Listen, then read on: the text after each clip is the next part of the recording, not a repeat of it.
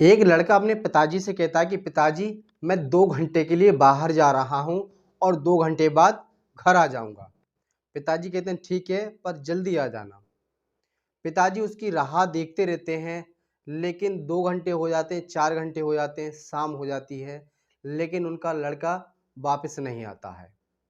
रात हो जाती है, फिर उसकी तलाश घर वाले करते हैं, हर जगह पूछते हैं, आस पास उसमें पूछते हैं, जो भी जहाँ बैठता था, जहाँ उठता था, उनसे पूछा जाता है, लेकिन सभी लोग मना कर देते हैं। इत्तेफाक से वो फ़ोन जो होता है उसके पास, वो फ़ोन जल्दबाजी में घर ही रह जाता है। फिर सुबह होती है, सुबह घर वाले ढूंढते हैं, जो भी रिश्तेदार होते हैं, रिश्तेदारों के पास फ़ोन करा जाता है, उनसे पूछा जाता है, बताया जाता है कि ऐसे-ऐसे कल से लड़का गायब है, लेकिन सभी मना कर देते हैं। थक हार कर घर वाले पुलिस स्टेशन जाते हैं, वहाँ पहुँचने के बाद अपने लड़के की गुमशुदगी दर्ज कराते हैं। पुलिस वाले जाँच पड़ताल के बाद उसकी गुमशुदगी दर्ज कर लेते हैं और छानबीन चालू कर देते हैं। हर जगह ढूंढा जाता है, सीसीटीवी फुटेज भी चेक कराए जाते हैं, आस पड़ोस में भी जानकारी ली जाती है, लेकिन कोई भी नहीं बताता है। फिर अगले ही दिन बरेली जिले में उसकी डेड बॉडी पाई जाती है। पुलिस वाले उस बॉडी को कब्जे में लेकर जब उसका खुलासा करते हैं, तो कोई भी विश्वास करने को तैयार नहीं होता है कि उनके सगे उनके साथ ऐसा कर सकते हैं। सुनाते हैं पूरी कहानी विस्तार से, तब तक वीडियो को लास्ट तक देखते रहिए। चैनल पर नए हैं तो चैनल को सब्सक्राइब कर लीजिए, बेल आइकन प्रेस कर लीजिए। आदाब, नमस्कार, सत श्री अकाल। आप देख रहे हैं देश राज हमसफर। साथियों, जो सच्ची कहानी आपको सुनाने जा रहे हैं, यह सच्ची कहानी उत्तर प्रदेश के जिला बदायूं की है। बदायूं में शिवांश नाम का एक लड़का रहता था, जिसकी उम्र लगभग 22 साल थी। काम धंधा था नहीं, अनएम्प्लॉय था। उसका एक दोस्त और था, जिसका नाम सनी था। सनी के पास शिवांशु फ़ोन करता है और कहता है कि यार, मेरा भी कहीं जुगाड़ करा दे, मैं भी बेरोज़गार हूँ, मुझे भी पैसे की ज़रूरत है। तो वो कहता है ठीक है, मैं करा दूँगा। उस जल्दी ही शिवांशु का काम वो लगवा देता है। वो शिवांशु का काम अपने ही कंपनी में लगवाता है, जहाँ वो पहले से काम कर रहा था। शिवांशु छोटी पोस्ट पे हो जाता है और सनी जो होता है उससे बड़ी पोस्ट पे हो जाता है। दोनों लोग पोस्टेड रह जाते हैं उसी में और काम धंधा चालू कर देते हैं। करते करते काफ़ी समय बीत जाता है। शिवांशु का सनी के घर आना जाना भी चालू हो जाता है। इसी बीच सनी जो होता है अपनी गर्लफ्रेंड तनु से मिलाने उसे ले जाता है। तनु से मिलाता है, हाय हेलो होती है। उसके बाद में दोनों लोग अलग अलग हो जाते हैं। एक दिन तनु शिवांशु को फ़ोन करती है और उससे कहती है कि मुझे कुछ पैसों की ज़रूरत है और मुझे पैसे चाहिए। तो शिवांशु बिल्कुल भी मना नहीं करता है और उससे जो पैसे बने थे वो पैसे वो तनु को दे देता है। देने के बाद फिर दोनों के बीच बातचीत का जो सिलसिला होता है वो चालू हो जाता है और दोनों लोग नज़दीक आने लगते हैं। जब कभी भी तनु को ज़रूरत होती थी पैसे की या किसी काम की, तो वो तुरंत शिवांशु से कहती थी और काम करा लेती थी। दोनों के बीच नज़दीकियाँ बढ़ जाती है। नज़दीकियाँ जैसे ही बढ़ती हैं, दोनों लोग मिलने लगते हैं, फिजिकल में आ जाते हैं वो लोग। जब इसकी जानकारी सनी को होती है, तो सनी शिवांशु से कहता है कि तुम तनु से दूर रहो और उससे कम मिलना जुलना रखा करो। इतने पे शिवांशु मानता नहीं है और लगातार उसके पीठ पीछे तनु से मिलता था। तनु शिवांशु को लेकर बिल्कुल भी सीरियस नहीं थी।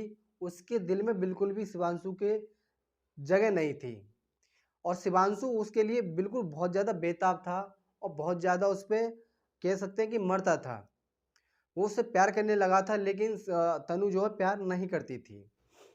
शिवांशु को काम करते करते काफ़ी समय हो जाता है, तब वो कंपनी से छुट्टी लेता है और अपने घर आ जाता है। घर 4-5 दिन रुकता है। रुकने के बाद उसके पास एक फ़ोन आता है और जैसे ही फ़ोन आता है, पिताजी से कहता है कि पिताजी, मैं 2 घंटे के लिए बाहर जा रहा हूँ और जल्दी ही वापस आ जाऊँगा। उसके पिताजी कहते हैं ठीक है, चले जाओ, लेकिन शाम होते होते आ ज़रूर जाना। वो कहता है ठीक है, मैं जल्दी लौट आऊँगा। चला जाता है। जाने के बाद पूरा दिन निकल जाता है, शाम हो जाती है, लेकिन वापस नहीं आता है। उसके पिताजी उसका फ़ोन लगाते हैं, लेकिन फ़ोन वो घर पे ही छोड़ जाता है। छोड़ने के बाद आस-पास पूछा जाता है, आस-पास के जितने भी उसके दोस्त थे, जहाँ वो उठता था, जहाँ बैठता था, उनसे सभी से जानकारी ली जाती है, लेकिन कोई भी नहीं बताता है। रात निकल जाती है, सुबह होती है, सुबह फिर उसकी तलाश की जाती है, लेकिन सुबह भी उसका अता-पता नहीं लगता। घर वाले थक हार कर पुलिस स्टेशन जाते हैं, वहाँ पहुंचकर अपने बेटे की गुमशुदगी दर्ज कराते हैं। पुलिस वाले जांच पड़ताल के बाद उसकी गुमशुदगी दर्ज कर लेते हैं और छानबीन चालू कर देते हैं। सीसीटीवी फुटेज चेक कराए जाते हैं, हर जगह ढूंढा जाता है जहाँ जहाँ इनपुट मिलती है, लेकिन सफलता हाथ नहीं आती। तभी उसका पुलिस वाले पूछते हैं कि वो कोई फ़ोन तो चलाता होगा, तो वो घर वाले बताते हैं कि जो फ़ोन चलाता था, वो फ़ोन उसका घर पे ही रह गया है। तब पुलिस वाले उसका फ़ोन मंगाते हैं। फ़ोन मंगाने के बाद उसमें से जितने भी नंबर होते हैं, सभी नंबर को बारी-बारी से चेक कराया जाता है। तब उसमें एक नंबर सामने आता है, जो अधिकतर उस नंबर पर बातचीत होती थी। पुलिस वाले फिर उसकी कॉल डिटेल्स निकलवाते हैं और ये पता लगाते हैं कि ये नंबर किन के नाम रजिस्टर्ड है। तब वो नंबर तनु के नाम रजिस्टर्ड होता है। तनु की जब जानकारी निकाली जाती है, तो तनु और कोई नहीं होती है, उसके दोस्त सनी की गर्लफ्रेंड होती है।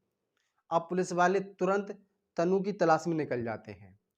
काफ़ी मशक्कत के बाद उसको गिरफ्तार कर लिया जाता है। गिरफ्तार करने के बाद जब उसे थाने लाया जाता है और उससे सख्ती से पूछताछ की जाती है, तो पूरा घटनाक्रम सिलसिलेवार तरीके से बताती चली जाती है। वो बताती है कि 2 अप्रैल को उसने उसे फ़ोन करा था और उसके फ़ोन के मुताबिक वो तुरंत घर से निकलता है और बरेली पहुंच जाता है। बरेली पहुंचने के बाद बरेली में पूरे दिन घूमते हैं, शॉपिंग करते हैं। शॉपिंग करने के बाद वो अपने कमरे पे आते हैं। कमरे पे जैसे ही घुसते हैं, तैसे ही अंदर सनी बैठा होता है, जो उसके ऊपर हमला कर देता है।